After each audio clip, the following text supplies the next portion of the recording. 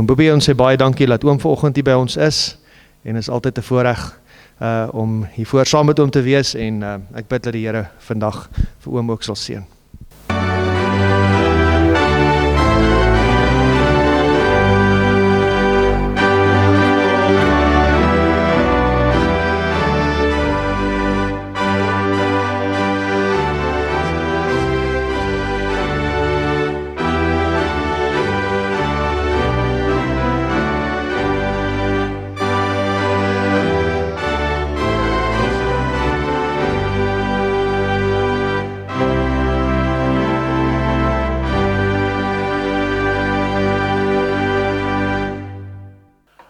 Sluit net ons Hemelse Vader, baie dankie vir die voorreg om vanmôre hier saam te wees op hierdie lieflike Sabbatoggend. Terwyl ons u woord oopmaak, Hemelse Vader, bid ek dat u Heilige Gees ons sal lei en ons verstande ook sal oopmaak, dat ons verstaan wat u woord vir ons sê. In Jesus naam, amen. Kom ons blaai na Openbaring 6 vanaf vers 12. En ek het gesien toe hy die 6de seël oopgemaak het, en kyk, daar was 'n groot aardbewing, en die son het swart geword soos 'n harige sak, en die maan het geword soos bloed, en die sterre het van die hemel op die aarde geval soos 'n vyeboom wat deur 'n groot wind geskud word, sy navye laat afval. En die hemel het weggewyk soos 'n boek wat toegerol word, en al die berge en eilande is uit hulle plekke versit. Tot sover mag die Here die geleesde deel aan ons harte seën vanmôre.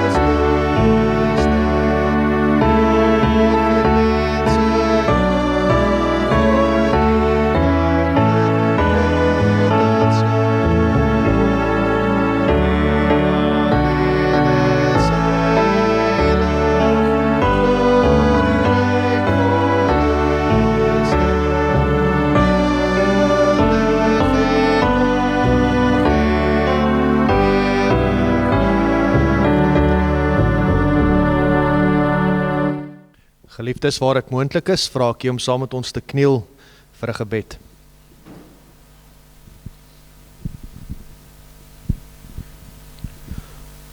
Ons liefdevolle Hemelse Vader, soos wat ons nou na die voorsang geluister het in die musiek, dink ons aan die gedagte, gee my 'n hart wat God wil dien, Here. Is dit nie tog immers wat U van ons vra, en al wat U van ons vra, is net 'n oorgawe van ons hart nie, maar tog, Here, is die dinge in hierdie lewe vir ons so aantreklik en mooi, en Here, ons kan so maklik van daai begeerte af wegval. Here, ons bid en vra dat U ons harte opnuut vanoggend sal verkoop met die woord wat oom Bobbie vir ons sal breek, Here. Here, gee ons 'n hart wat U graag wil hê, wat U wil dien, wat U wil begeer. Here, ons sê dankie vir elkeen wat vanoggend hier is, Here, maar ons dink ook aan elkeen wat nie kan wees nie as gevolg van omstandighede. En ons bid, Here, dat U in hierdie uur op 'n spesiale manier ook saam met elkeen van hulle sal wees. Here, ons bid spesiaal vir Ethan se familie, wat nou tans daar in Heinedsburg in die kerkie bymekaar is, Here, en sy afsterwe betreur. Here, ons bid dat U ook elke hart wat nou geskeur, gebreek en vol rou is, Here, dat U elkeen sal aanraak met U liefde en hulle deur hierdie moeilike tyd sal dra. Here, ons vra ook dat die Heilige Gees in elkeen se hart daar sal werk, en waar daar nog jong mense is wat, en enige mens daar wat dalk 'n besluit vir U moet neem, Here, vra ons dat U ook so 'n keerpunt in hulle lewe sal bring. Here, ons dink vanoggend aan die offergawe wat ons opgeneem het, Here, ons sê dankie vir dit wat U ons mee toevertrou, en die klein bietjie wat ons vir U kan teruggee, Here. Ons bid en vra dat dit op die regte plekke sal val, en dat U dit sal seën, waar dit ook deur die konferensie aangewend word om U koninkryk hier op aarde uit te brei. Here Jesus, ons sê dankie vir U goedheid en U liefde. Ons sê dankie vir die week wat nou verby is, waar ons U hand van seën, van leiding en van hulp in ons lewens kon waarneem. Here, ons bid vir die week wat vir ons voorlê, vol onbekendes, vol nuwe uitdagings. Here, en ons weet dat dit vir ons moontlik sal wees om dit aan te kan pak met U en ons sy. Here, dankie dat U ons nooit verlaat nie. Dankie dat U altyd daar vir ons is, Here. Here, dankie dat ons veilig is met U hand in ons hand, Here. En mag ons dit nooit los nie. Here, ons bid spesiaal vir oom Boobie vanoggend. Wees asseblief spesiaal saam met hom en maak ons harte ontvanklik vir dit wat U vanoggend vir ons wil gee. Ons bid alles in U naam. Amen. Goeiemôre aan almal wat ek nie gegroet het vanmôre nie. Dit is vir my 'n voorreg om vanmôre saam met u te wees, veral om ou vriende wat ek altyd gesien het, gemis het en vanmôre weer sien hierso, Elsie en Piet. Ek is bly om julle te sien. Dit gaan goed met my. Dit gaan goed met ons daar landelik en die Here is goed vir ons. Hy sorg vir ons. Al probleem is, jy weet, die ouderdom, dat jou ore is daarmee heen, jou oë wil nie meer regtig fokus nie, en al die verkeerde dinge. Maar ek dank die Here vir die voorreg wat ek het nog om soveel te kan sien en soveel te kan hoor. Geliefdes, ja, vanmôre wil ek graag met u, ek kan u niks leer vanmôre nie, want die Adventiste weet alles. So ek het nie iets niets vir u vanmôre nie. Maar miskien kan ek u net weer herinner aan dinge wat u van weet. As ons bietjie terugkyk na die skriflesing vanmôre, dan sien ons die gebeurlikhede wat plaasgevind het toe Jesus die 6de seël oopgemaak het. Die eerste gebeurlikheid was die aardbewing van Lissabon, 1 November 1755. Daarna was dit die donker dag, soos Jesus gesê het in Matteus 24, net na die verdrukking sal die donker dag wees.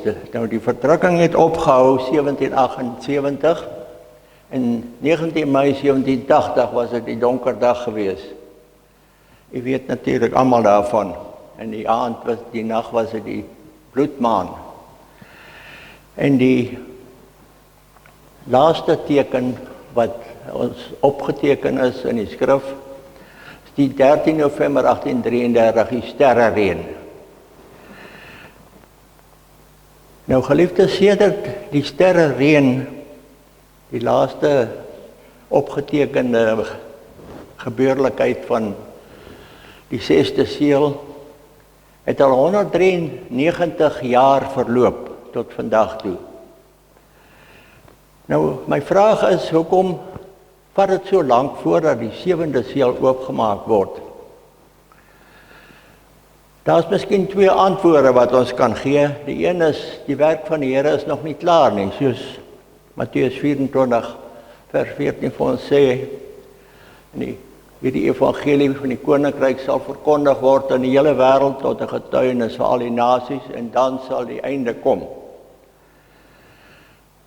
Maar ek glo meer dat is die rede waarom dit so lank vat, is dat die kerk is nie gereed nie. Nou wat ek sê vanmôre sê ek nie teen enige iemand nie, maar ek sê dit teen almal van ons, my ingesluit. 2 Petrus 3 vers 9 sê vir ons in die Here vertraag nie 'n belofte soos sommige dit vertraag ag nie. Maar hy is lankmoedig oor ons en wil nie hê dat sommige moet vergaan nie, maar dat almal tot bekering moet kom.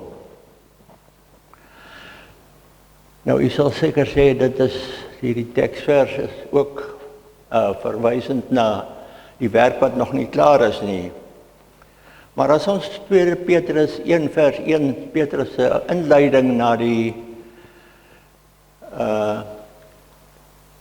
Petrus se inleiding na sy brief, die tweede brief, dan staan daar dat hy die boodskap skryf aan hulle wat net so 'n kosbare geloof soos die apostels gekry het.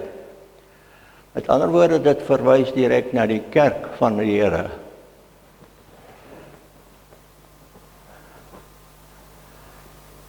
Geliefdes,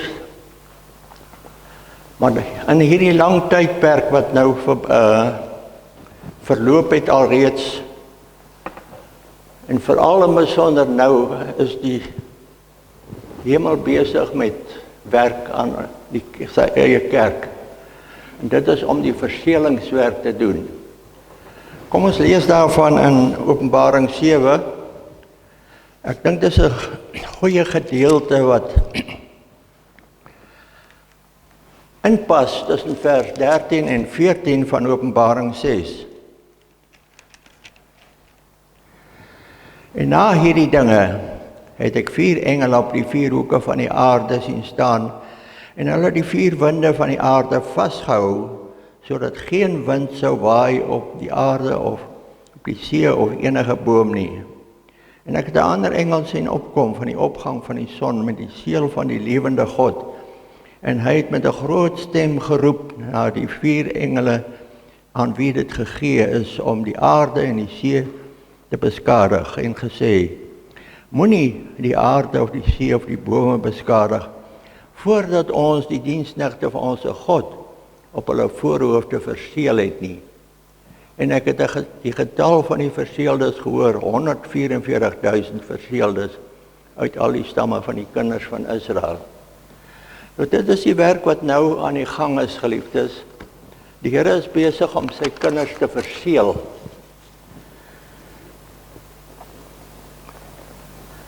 Nou, kan ek miskien die volgende vraag vra: wat is die nut van, of waaroor moet hulle verseël word?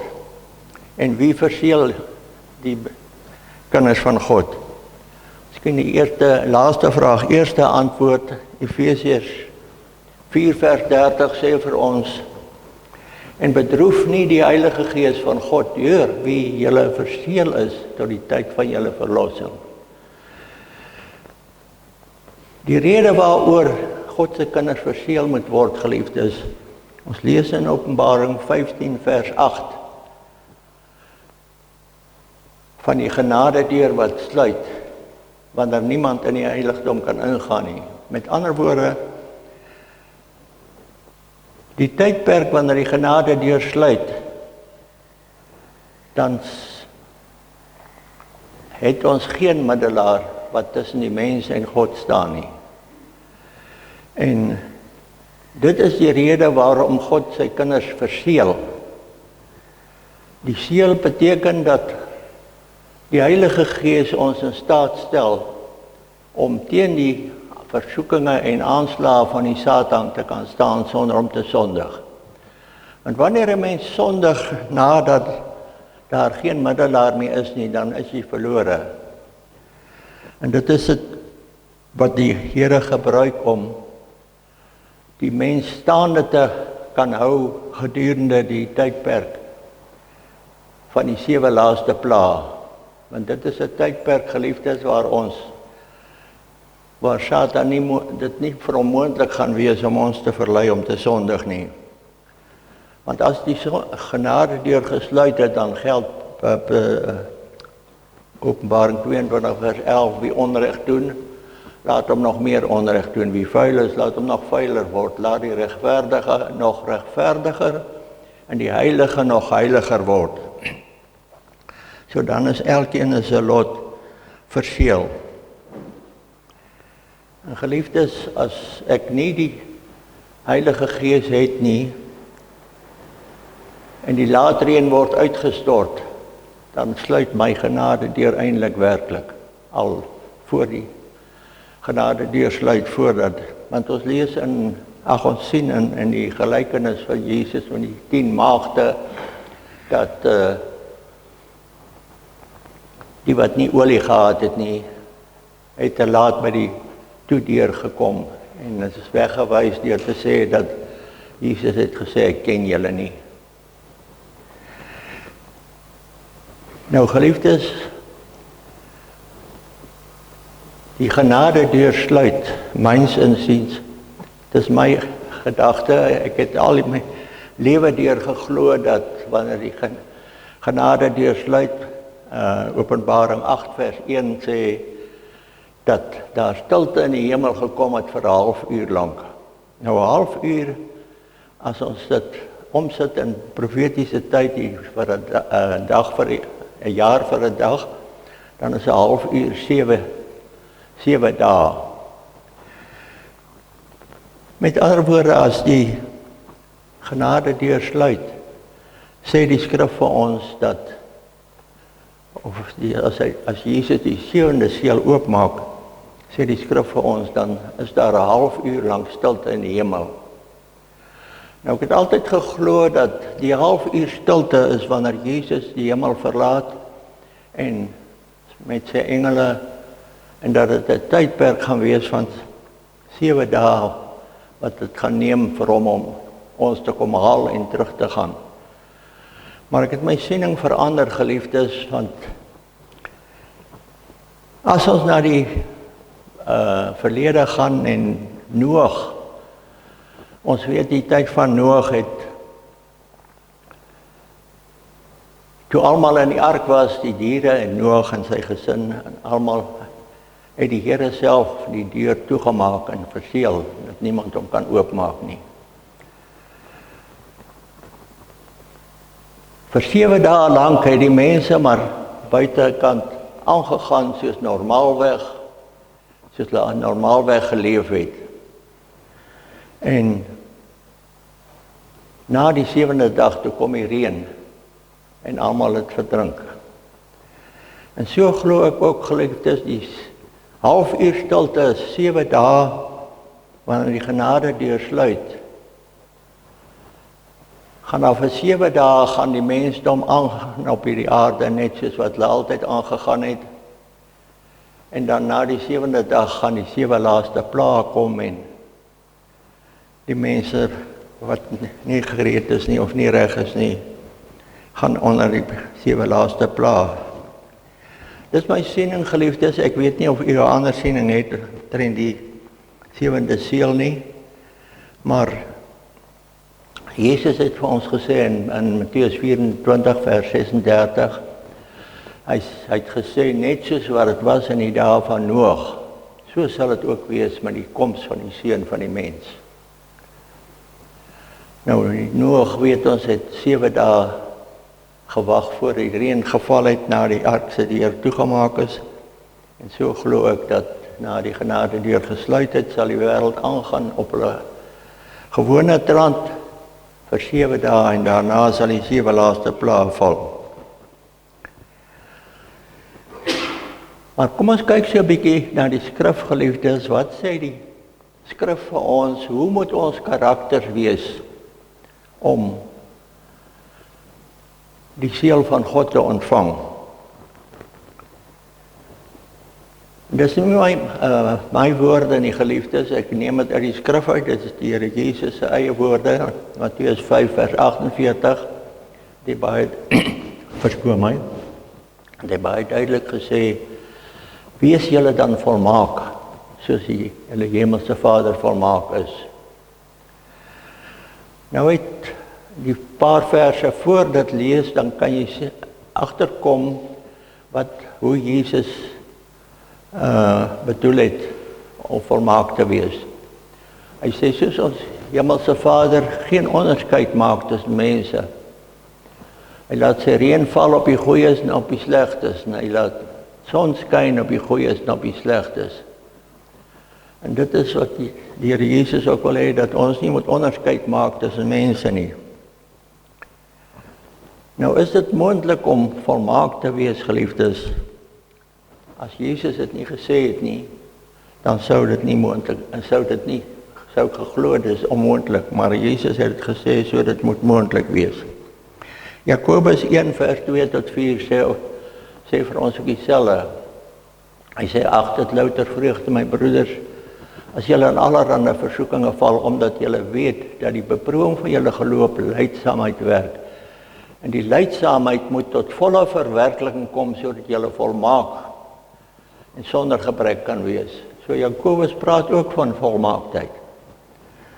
Jakobus 3 vers 4 gee dieselfde. Hy sê, as jy in woorde nie struikel nie, dan is jy 'n volmaakte man, of 'n volmaakte vrou. Ja. So, geliefdes, dit is die mikpunt hoe jou karakter, my karakter moet wees, voordat ek die seël kan ontvang. Maar kom ons kyk na 'n tweede gedagte. 1 Petrus 2, 1 vers 15 en 16. Gee Petrus vir ons 'n gedagte wat hy kry in Levitikus 11 vers 44. Waar die Here sê, wees heilig, want ek is heilig. Met ander woorde, dis 'n tweede gedagte, nie net volmaak nie, maar heilig ook. Maar as ons gaan na Openbaring 15 vers 4, dan lees ons, u alleen is heilig, sprekende van God. So, hoe is dit moontlik dat ek as mens heilig kan wees, terwyl die skrif sê, God alleen is heilig? Die verduideliking, geliefdes, vind ons as ons gaan na Exodus 3 en Josua 5, dan vind ons hierdie twee manne, Moses en Josua, toe hulle in die teenwoordigheid van die heilige God gekom het, is aan albei gesê, trek julle skoene van julle voete af, want die grond waarop julle staan is heilige grond. Met ander woorde, geliefdes, waar God teenwoordig is, daar is 'n heilige plek. Soos hier by ons nou in hierdie oomblik, die skrif sê, waar 2 of meer in sy naam vergader, daar is hy in hulle midde. Met ander woorde, geliefdes, dis 'n heilige plek waar ons teenwoordig is vanmôre.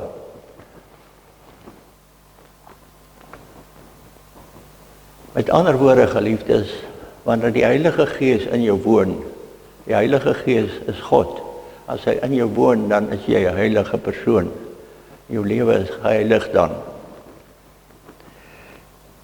En tweede Petrus sê vir ons, 2 Petrus 3 vers 14, ons moet vlekkeloos en sonder vlek overrimpel wees. Nou, dit is alles gedagtes, geliefdes, wat die Here van ons verwag, hoe ons ons lewens moet wees, ons karakters moet wees, volmaak en heilig, sonder vlek of rimpel.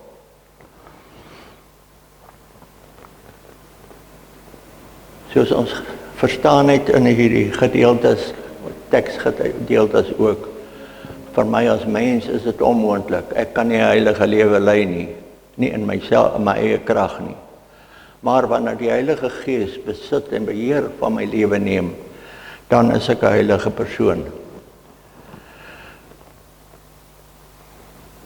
En dan die 144.000, die wat verseël gaan word, en wat sal lewe wanneer Jesus kom, geliefdes.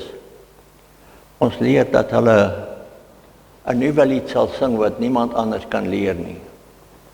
Nou, dis 'n lied van ondervinding.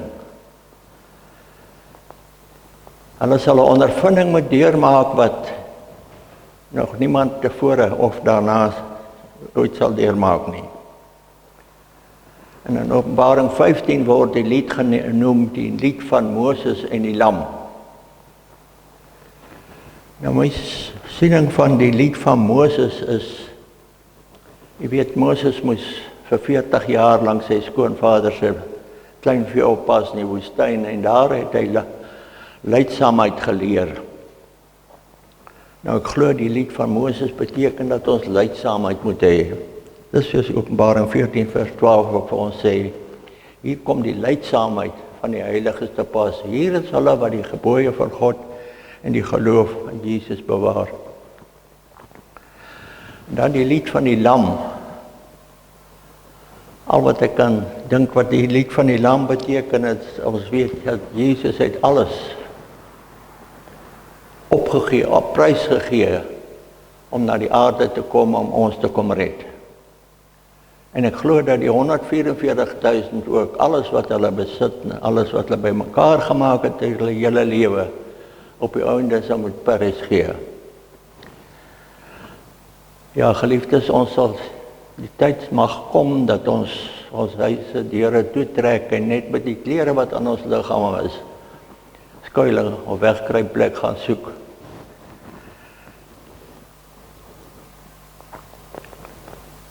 Nou geliefdes, om verder te gaan geliefdes, wat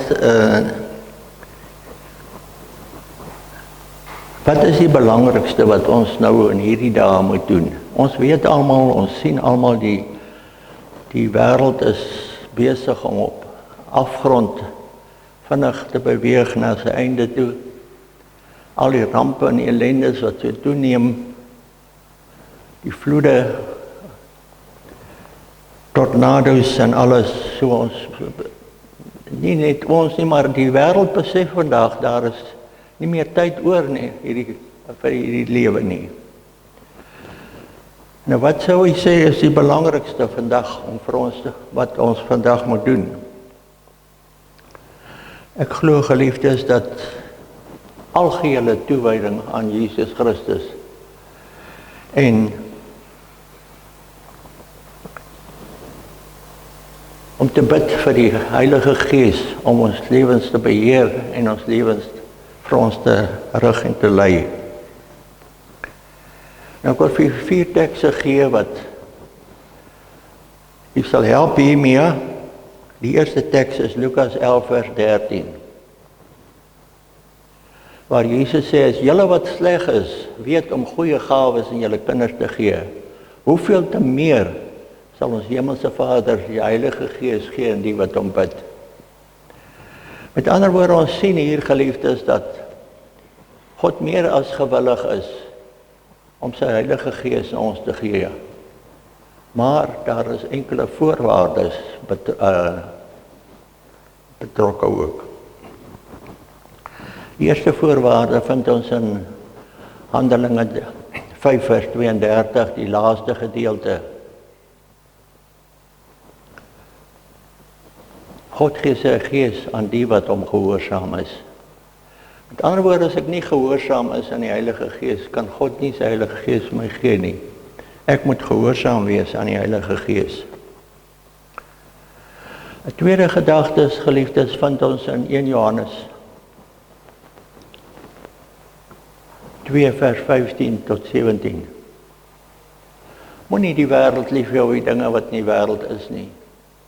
As iemand die wêreld lief het, is die liefde vir die Vader nie in hom nie. Want alles wat in die wêreld is, die begeerlikheid van die vlees, die begeerlikheid van die oë, die grootheid van die lewe is nie uit die Vader nie, maar is uit die wêreld. Die wêreld gaan verby in sy begeerlikhede, maar hy wat die wil doen van die Vader bly vir ewig.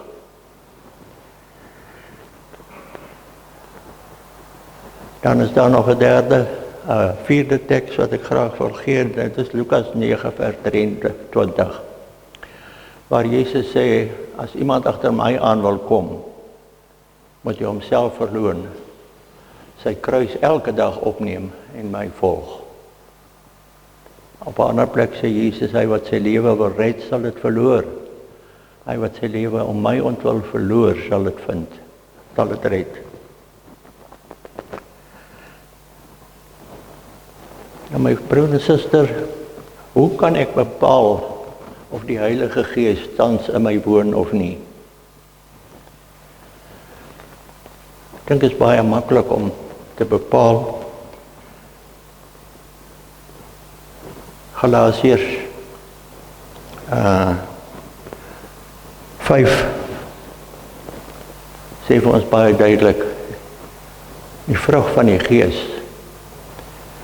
Dan noem hy 9 fasette: liefde, blydskap, vrede, lankmoedigheid,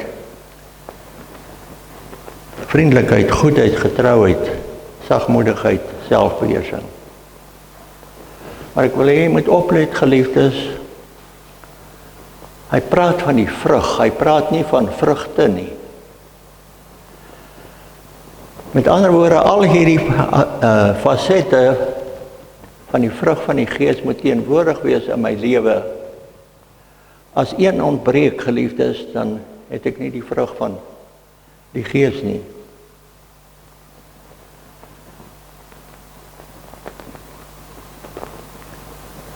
Al hierdie fasette in my lewe is belangrik en is nodig. Want hy praat van vrug, nie van vrugte nie. En die teenoorgestelde, geliefdes, vind ons die werke van die vlees.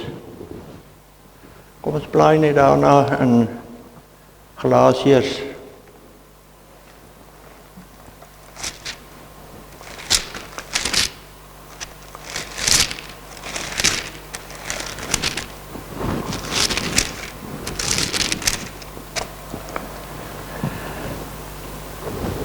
Hy sê, die werke van die vlees is geopenbaar, naamlik oorspel, hoerery, onreinheid, ongebondenheid, afgoderry, towery, vyandskap, twis, jaloersheid, toornigheid, naaiwer, tweedrag, partyskap, afguns, moord, dronkenskap, rasery en dergelike dinge waarvan ek vooraf sê, soos ek vroeër gesê het, dat die wat sulke dinge doen, die koninkryk van God nie sal beerwe nie. Nou hier noem hy vir ons stuk of 17 verskillende sondes wat die mens doen. En dit is ook nog nie almal nie.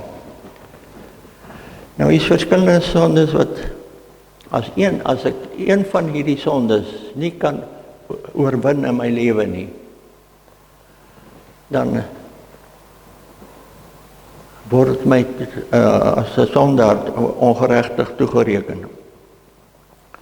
Nou hier is sondes wat hy noem, byvoorbeeld soos moord.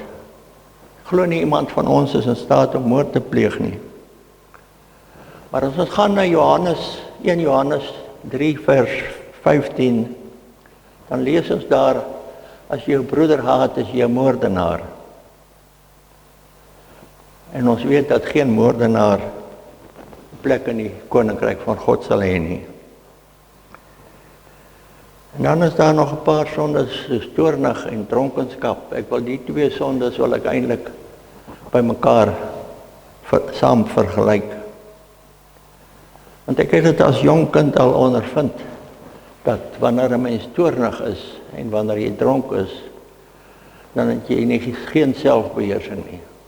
Dan het jy jou selfbeheersing oorgegee aan Satan. En dan is daar een sonde wat Paulus nie hier genoem het nie, en dit is leuns. Jy weet, baie mense dink, ag, is 'n wit leentjie, wat maak dit saak? In die 2 laaste hoofstukke van die woord van God, kry ons 3 tekste wat die sondes opnoem, wat nie die nuwe aarde of die nuwe Jerusalem sal binnegaan nie. En in al 3 die tekste word leuns genoem. Met ander woorde, dit is baie belangrik. So geliefdes, dit is maar die boodskap wat ek vanmôre vir u bring vanmôre, en die boodskap geld vir my ook, net so goed soos vir u. En ons weet almal dat ons leef aan die einde van die tyd. Soos ek van tevore gesê het. En daarom As ons die stem van die Gees hoor vandag, verhard u hart nie asseblief. Laat ons regmaak, laat ons gereed wees om Jesus te ontmoet wanneer hy kom op die wolke van die hemel. Ons lees in Openbaring 14 dat daar baie mense sal wees wat sal na die berge en rotse hardloop en sê, val op ons en bedek ons vir die aangesig van hom wat op die troon sit.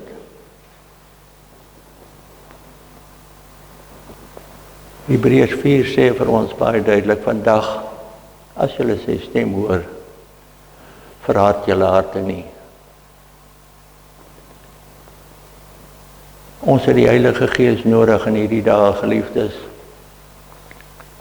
om ons te lei en ons deur te dra deur 'n moeilike tyd wat vir ons wag.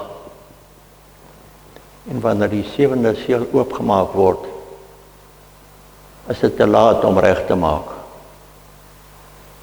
Vandag, soos Jesaja 55 vers 6 sê, soek die Here terwyl hy nog te vind is. Roep hom aan terwyl hy naby is.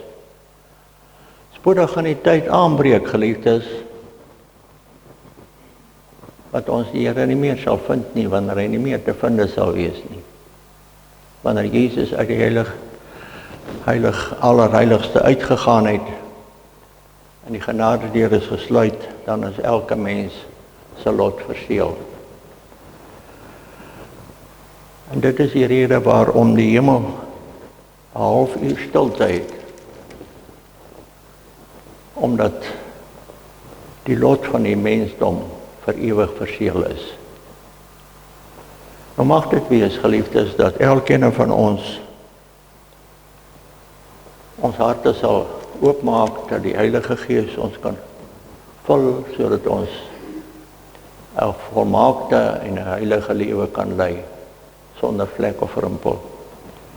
Dit is my gebed vanmôre aan elkeen van u, en aan my net so goed. Baie dankie.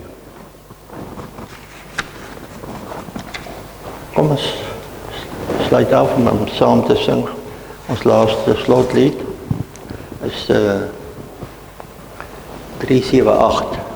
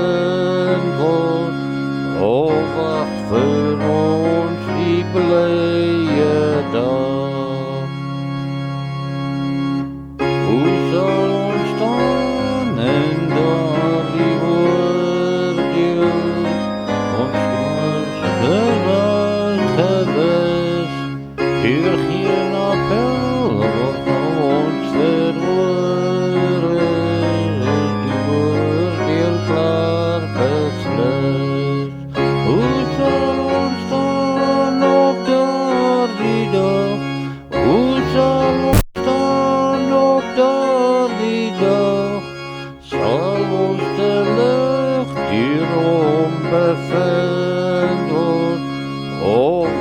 vir ons die blye dag.